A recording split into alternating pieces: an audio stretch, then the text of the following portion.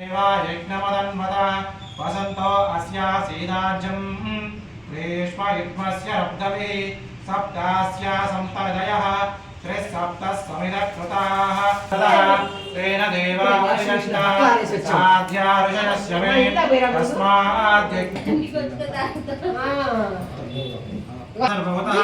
अमृतं वृषदाज्यं असोगस्यागश्चक्रे वायुव्याम् आरण्यान् ग्राम्याश्च मे तस्माज्ञा सर्वभूतः रजस्सामानि जग्निरे चन्दागं च जग्निरे तस्मात् यजुस्तस्मादजायत तस्मादस्मादजायत ये केनामृत इह भवति नान्यः पन्ना अजनाय विद्यते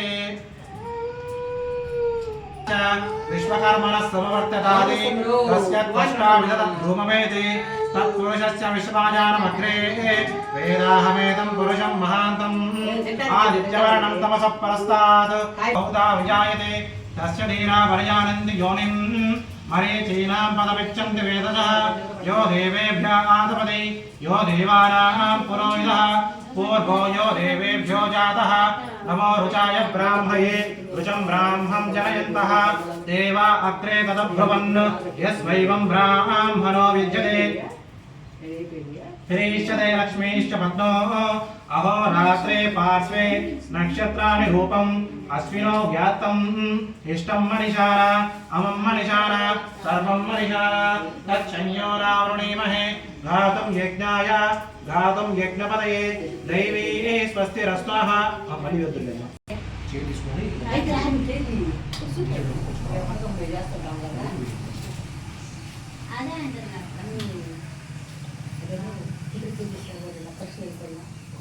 ओम या कर्णेर्या अपरा अपष्पायाश्च पुष्पिणीः बृहस्पति प्रसोतास्तानो मुञ्चन्त्वं हसः इति परोदकेन स्नापयामि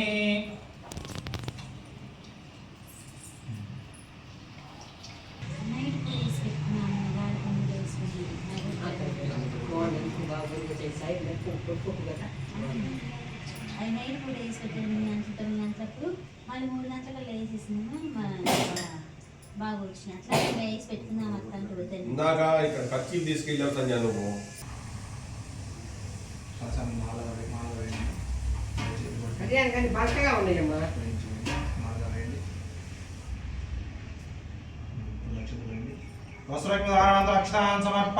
अक्षतान् समर्पयामि गन्धद्वारान्दुरादर्शां नित्यपुष्टां करीषिणीम् ईश्वरीयं सर्वभूतानां तां विभवपक्वये श्रियं श्री सत्यनारायणदेवताभ्यो नमः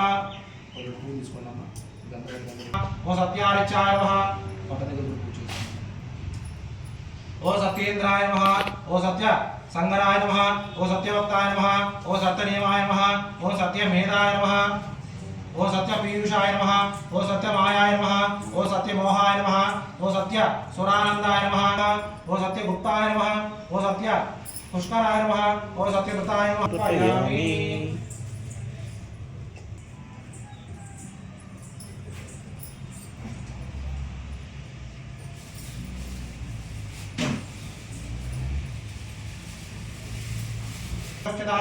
साध्यं त्रिवर्ति संयुक्तं मणिरायुक्तं प्रियं गृहमङ्गलं दीपं त्रैलोक्यदिप्रावः भक्त्या दीपं प्रयच्छामि देवाय परमात्मने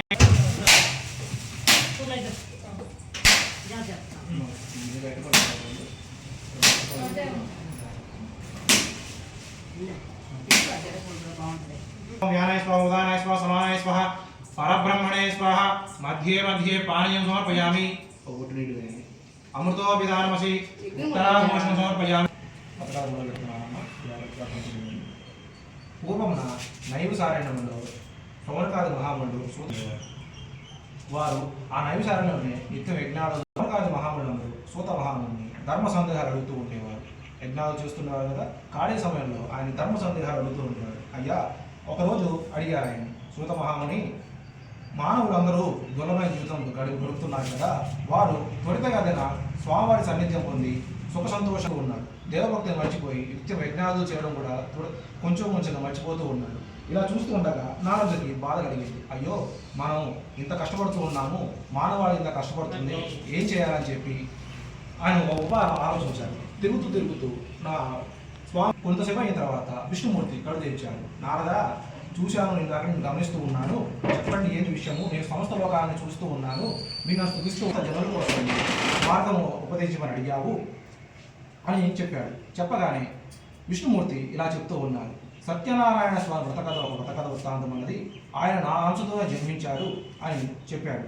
చెప్పగానే నారదుడు మిక్కి సంతోషించాడు. ఆయన విష్ణుమూర్తి భక్తుడు కదా. చెప్పగానే, స్వామి మీ అంశతో జన్మించారంటున్నారు కదా, ఆయన వ్రత వృత్తాంతం ఏంటి అని చెప్పారు.